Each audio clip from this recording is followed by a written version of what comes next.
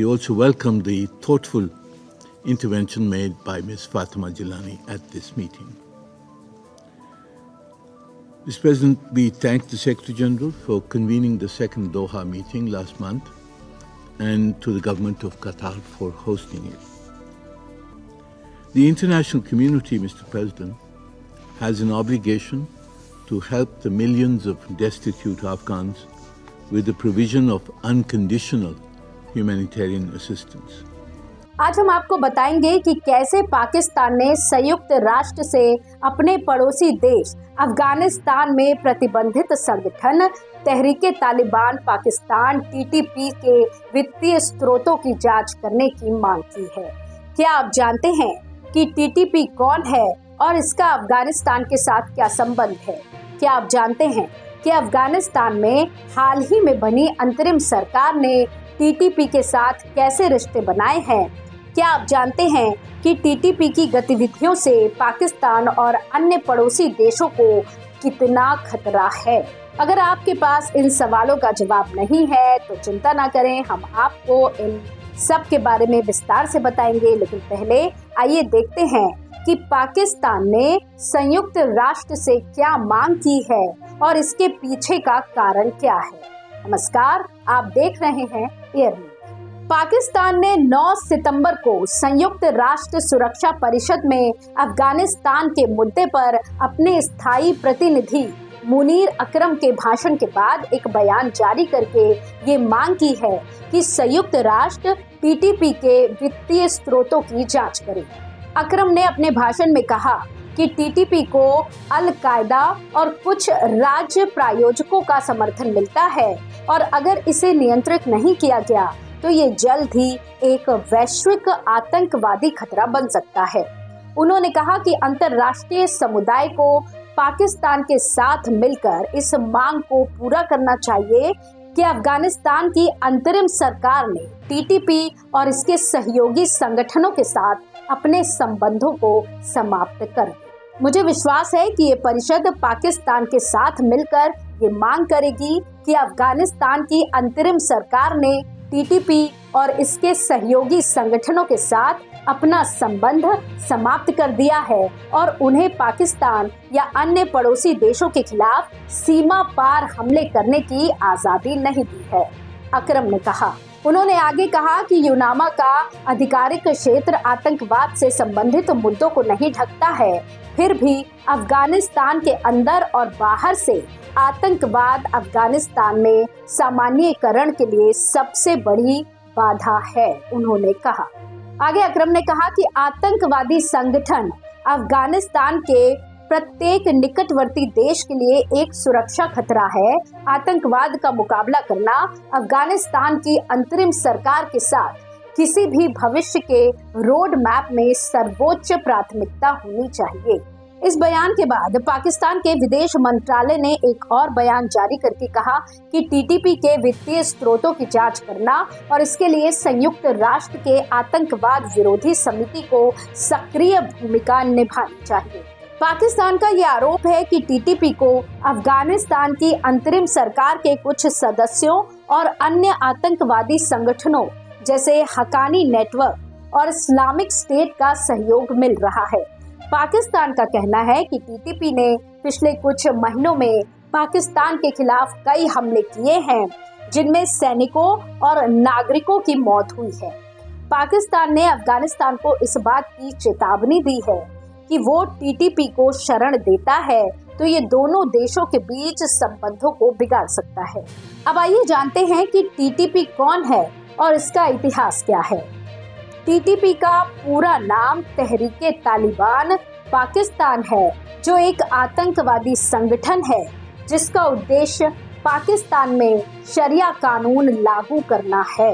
इसका गठन 2007 में हुआ था, जब पाकिस्तान के कुछ तालिबान समूहों ने एक होकर अपने विरोधियों के खिलाफ लड़ने का फैसला किया। इन समूहों में से कुछ तो अफगानिस्तान में भी सक्रिय थे, जहां वे नाटो और अफगान सरकार के खिलाफ लड़ रहे थे। टीटीपी का पहला प्रमुख सदस्य बेतुल्लाह महसूद था, जिसने पाकिस्तान के कई हिस्सों में अपना कब्जा जमाया था। उन्होंने पाकिस्तान की सेना, सरकार और नागरिकों के खिलाफ कई हमले करवाए, जिनमें से कुछ सबसे खूनी थे। उन्होंने 2007 में लाल मस्जिद पर हमला करके उसे तबाह किया। 2008 में बेनजीर भुट्टो की हत्या की जिम्मेदारी ली। 2009 में श्रीलंका की क्रिकेट टीम पर हमला किया। 2014 में पेशावर स्कूल में 132 बच्चों सहित 150 लोगों को मार डाला। बेतुल्लाह महसूद की 2009 में मौत होने के बाद टीटीपी का नेतृत्व हकीमुल्लाह महसूद ने संभाला, जिसने भी पाकिस्तान के खिलाफ आतंकवाद को जारी रखा। उन्होंने अमेरिका के साथ शांति बातचीत करने से इनकार किया और अल कायदा के साथ अपनी मित्रता को मजबूत किया। उन्होंने 2010 में टाइम्स स्क्वायर में बम धमाके की कोशिश करने वाले फैजल शहजाद को समर्थन दिया और 2012 में मलाला यूसुफजई पर हमला करने का आदेश दिया। हकीमुल्लाह महसूद की 2013 में अमेरिका के द्वारा ड्रोन हमले में मौत होने के बाद टीटीपी का अगला प्रमुख मौलाना फजलुल्लाह बना, जिसने भी पाकिस्तान के खिलाफ आतंकवाद को बढ़ावा दिया। उन्होंने 2014 में कराची हवाई अड्डे पर हमला करवाया और पेशावर स्कूल हमले का आदेश दिया। उन्होंने भी अमेरिका के साथ शांति बातचीत करने से मना कर दिया और अल कायदा, इस्लामिक स्टेट और अफगान तालिबान के साथ अपने संबंधों को मजबूत किया।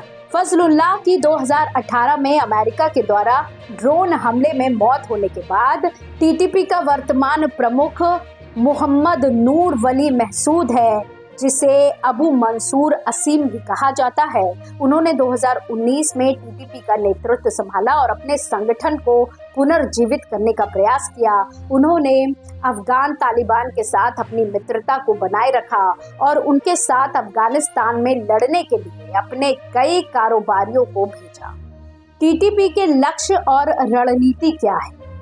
टीटीपी का मुख्य लक्ष्य पाकिस्तान को एक इस्लामी राज्य में बदलना है, जहां शरिया कानून लागू हो। इसके लिए वे पाकिस्तान की सरकार, सेना, पुलिस, न्यायिक प्रणाली और अन्य लोकतांत्रिक संस्थाओं को निशाना बनाते हैं।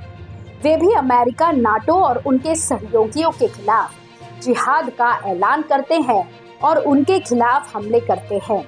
वे भी अपने विरोधियों को अपने विचारों को मानने या अपने अधीन होने के लिए मजबूर करने का प्रयास करते हैं। टीटीपी की रणनीति अधिकांशतः आत्मघाती हमले, रैली बम, रोड साइड बम, अग्नि प्रयोग, अपहरण, हत्या और जनसंहार जैसे आतंकवादी तरीकों पर निर्भर करती है।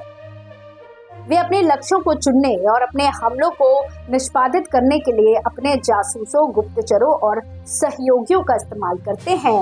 वे अपने आतंकवादी गतिविधियों को जारी रखने के लिए अपने सदस्यों को प्रशिक्षण, हथियार, विस्फोटक, पैसा और शरण प्रदान करते हैं। वे अपने संदेशों को फैलाने और अपने कार्यों की जिम्मेदारी लेने के लिए वीडियो, ऑडियो, प्रेस विज्ञप्ति, पोस्टर, पैम्पलेट और सोशल मीडिया का उपयोग करते हैं। टीटीपी के खिलाफ पाकिस्तान और अफगानिस्तान का सहयोग कैसे सुधारा जा सकता है? टीटीपी के खिलाफ पाकिस्तान और अफगानिस्तान का सहयोग सुधारने के लिए दोनों देशों को निम्नलिखित कदम उठाने की जरूरत है। दोनों देशों को टीटीपी को एक सामूहिक और गंभीर खतरा मानना चाहिए और इसके खिलाफ एक सामंजस्यपूर्ण और समन्वित रणनीति बनानी चाहिए। दोनों देशों को टीटीपी के शिविरों, ठिकानों, नेटवर्कों और संसाधनों को नष्ट करने के लिए और पुलिस के बीच सहयोग और समन्वय बढ़ाना चाहिए। दोनों देशों को टीटीपी के सदस्यों, नेताओं, सहयोगियों और भर्तियों को पकड़ने, गिरफ्तार करने, पूछताछ करने और न्याय के सामने लाने के लिए आपसी सहायता और सौंपने का प्रबंध करना चाहिए। दोनों देशों को टीटीपी के प्रभाव क्षेत्रों में सुरक्षा, विकास, शिक्षा, स्वास्थ्य, रोजगार और सामाजिक न्याय को बढ़ावा देने के लिए अपनी नीतियों और कार्यक्रमों को लागू करना चाहिए।